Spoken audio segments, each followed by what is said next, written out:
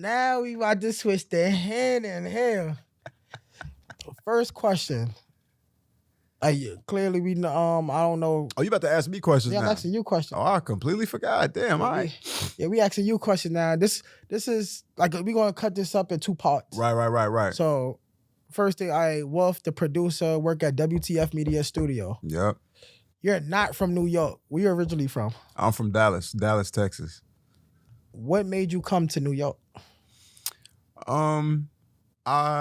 So let me just say, like, I've always been a fan of New York East Coast culture. Like all of the flyest fashion to me was coming from New York. The best music was coming from New York. The best rappers, the best movies, actors. You know, like all of the culture that I found myself being like naturally drawn to. Even though I'm from the South, but we got our own shit, right? But I always liked the New York shit.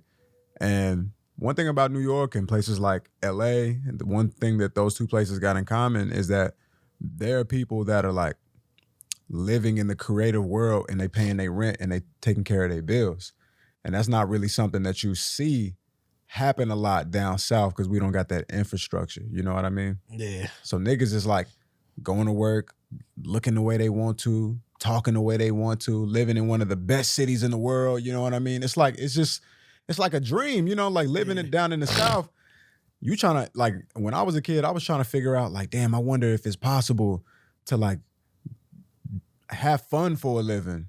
Yeah. And then you got people down south like, yeah, that's not real. You know what I mean? Like, go get you one of them, go get you a job at the factory, go get you a call center job, go to school, you know what I mean? Be a doctor, go do something like that, because that's the only way up out of this bitch. And so like pretty much you saying like in the South, your life is already set up.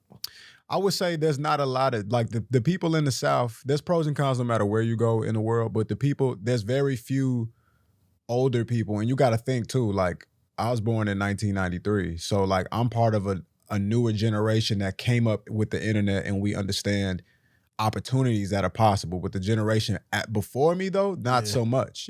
So it's hard for them to tell you something they ain't never seen. They never experienced. You know, like my mom and my dad, any job that they couldn't get, the white person told them they couldn't get it because they didn't have a degree. So they think the best information they gonna give me is like, go get a degree, so you don't gotta go through what I went through. And you could get the jobs that I didn't have. You know? I couldn't get. And you don't gotta struggle the way we had to struggle. Makes sense. And you came out here by yourself. Yeah. What made you take that risk? I had to do it, bro. I had to do it. Well, to tell the story the correct way, I came out here with this girl. We wasn't like romantic or nothing like that, but I came out here with this girl. She was already from here. And so she was moving back here. I met her in Dallas where I'm from. So we came out to New York together and we was in Connecticut, stayed in Connecticut for a little bit. Me and her fell out, you know what I mean? Figured out a way to get to some bread. Thank God to podcasting, you know what I mean? Yeah.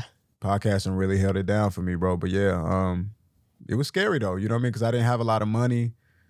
Realistically, I knew coming out here with that girl wasn't smart, but I was hungry for it though. I really wanted to know. I had to know. Faith. I had to know what it was like, bro. I just had to, you know, I had to know what it was like to come to New York. And I was like, you know what? I got one person that I know, even though it doesn't feel like the best idea, that one person is enough to be like, I felt confident enough. You know, maybe coming out here by myself completely, you know, telling how much longer it would have taken me to get here. But it was one of my life dreams, bro, to actually live in New York City, bro. It really was. So, you know, when I take that's not a man with sight, that's a man with vision. Yeah, I hear you. You had a vision to get out here, you made it happen. I hear you. No matter what. And it's people like you that I surround myself around. Yeah. Some people scared to take that chance. You took a whole leap of faith to relocate into a different state. Man, no money. You standing on that. Man. It's from the mud. Looking back, it's, you know, it's so crazy it all worked out. But looking back, I'm like, boy, that was stupid. Looking back, would you do it all over again? Yeah, I would. I would do it all over again because it worked out better than I could have expected. And that's one thing that I'm gonna talk about on my pod that I'm gonna release soon. It's like, fuck it, the plan don't work the plan. You know? My plan didn't work, bro.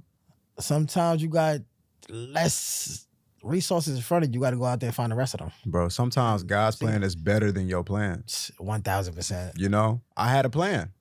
I was gonna come out here and do shit a certain kind of way. Yeah. None of that shit happened for me, bro. But what ended up happening was so much better. I'm like, oh God, you slick with it because you knew what was best for me the whole time, which I think you know what's best for you at all times because you lived in your body.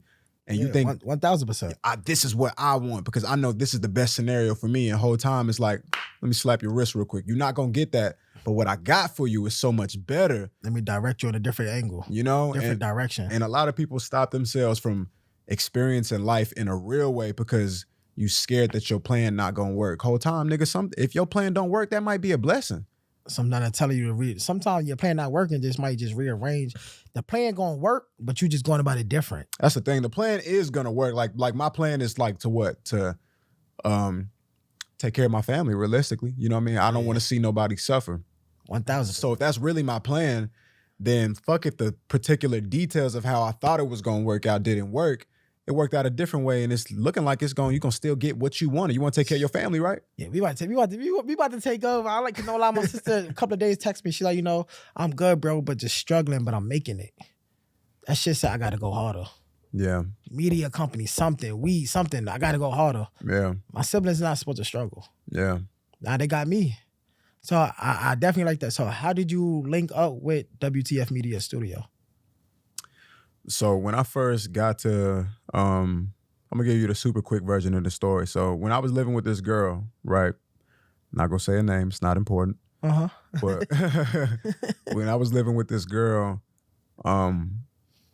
we went out to Virginia to visit some of her family members, right? Now we was in Connecticut at the time. Mm-hmm. So we went out to Virginia. And at that time, I didn't have much. I didn't have money, you know what I mean? So it's like, and I didn't know my way around this city, and I didn't have nowhere else to go in this city. So I was kind of like a ball and chain to this girl in a lot of ways. It was like, well, if you say we got to go somewhere, I kind of just got to go. Cause right now I don't got the financial independence to do anything outside of you realistically. And that's a horrible position for any man to be in. Position. Yeah, it's a bad position for a man to be in. That's why I say, looking back on it, I'm like, boy, that shit was stupid, but it worked out. But we went to Virginia. And the whole time we was there, she was pissing me off, nigga. We was not getting along.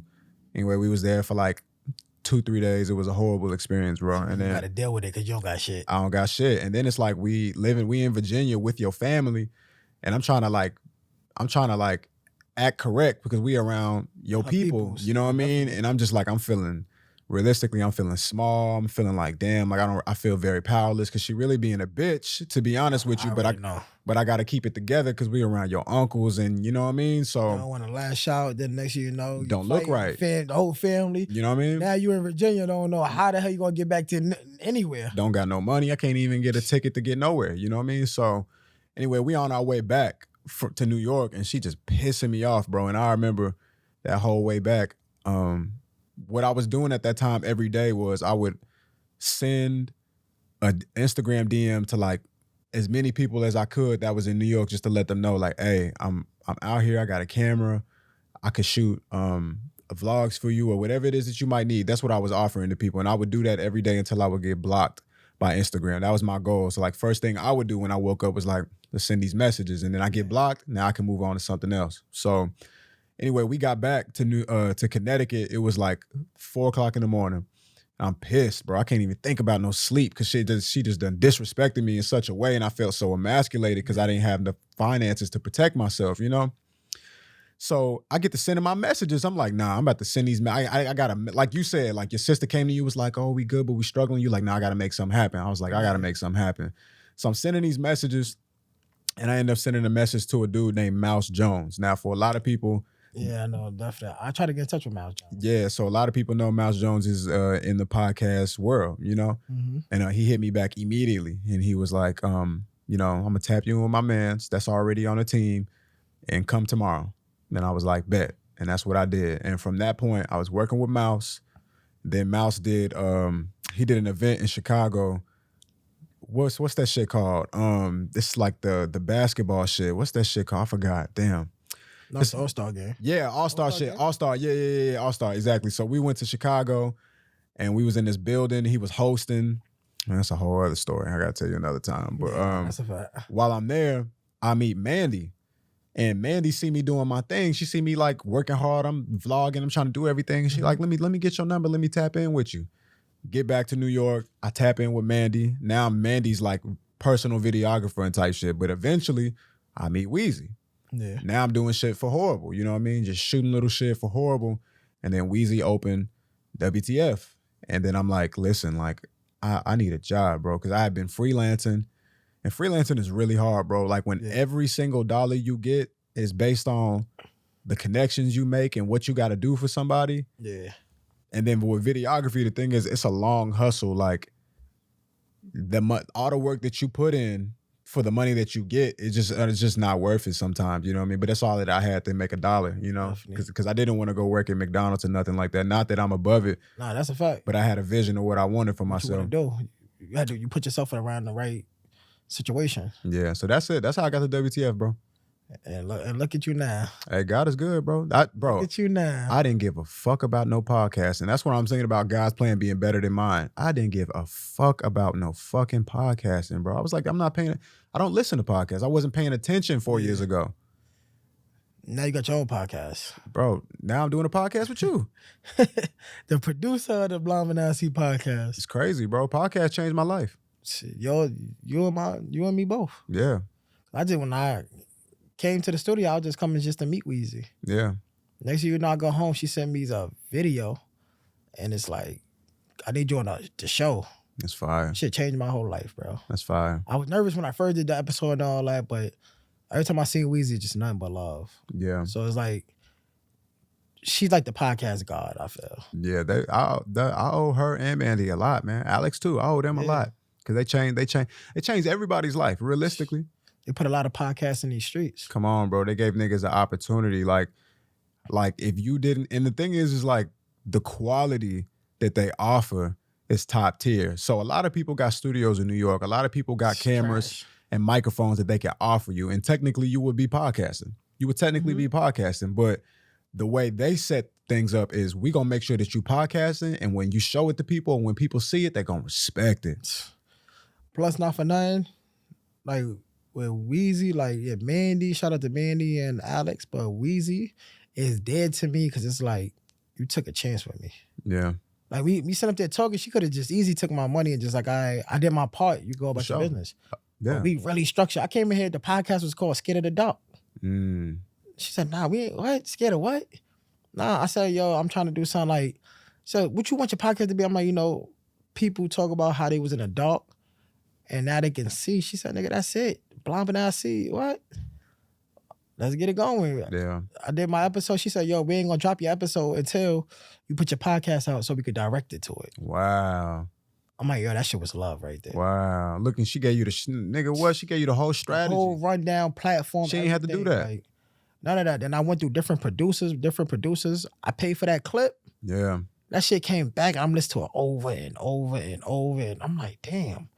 I can hear the kid in the background. I can hear. They come out, they're like, oh, that's the one I did the clip. I'm like, Wolf did the clip? Yeah. I'm like, all right, cool. But then what really stuck out is when I came out in the hallway leaving, you came out to greet me. Like, yep, I had to. Later, I said, nah, that's different. Like, everybody here showed me love, but that extra step was something different. Bro, I had to, because like when I made that clip, I knew about the concept of the show. I was thinking like, I want to make this interactive in a way where he can enjoy it and just a step further, like I want him to be able to like experience this clip. Like his vision has changed, but there's another way that he can still get that one step closer to like really, and it's like, this is your work at the end of the day. This is the fruits of your labor. So I want to make sure that when you take a bite into that fruit and you experience what you did, that experience is going to be. I got it. It's going to be real. I got a whole soul food meal out of that. I got it. And I thought you didn't get it because I hadn't seen you for like a long, I had never met you before. And so I never heard back from you about the clip. So I was just like, damn, like, I don't know if bro ever got that shit. So when I seen you, I was like, nah, I got to reach out and let bro know. I had to. I got it.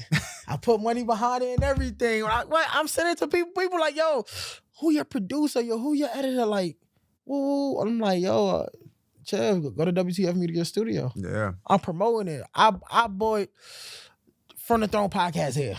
Yeah. Like, I'm telling people like, yo, where you do your, because people doing podcasts way before me, but when I drop mine, yo, where you do your podcast at? Yo, that audio is good. Yo, the vid, yo, WTF. Yeah. You thought I had a job here. Yeah. Nah, I ain't looking for no check from Weezy. It's just a love. Like, she gave me a whole platform that just like she took me to a different place. Yeah. Off of Weezy putting that courage into me, Yeah. I met Gillian Wallow. Yeah. Had something to talk to him about. Which is crazy. My brain don't stop thinking. I met, come in here, Jordan brought me into the Bully and the Beast podcast. Which is crazy. L'Oreal and Wax. Different. Yeah. So if you home, you got a podcast, WTF, open up opportunities. It got crazy opportunities here. You never know who you gonna bump into. You never know what you gonna get out of it. Charlamagne, Brilliant Idiots, I'm coming for y'all next. I'm coming for y'all next. And it's like, I don't sit and just say, damn, I would like to.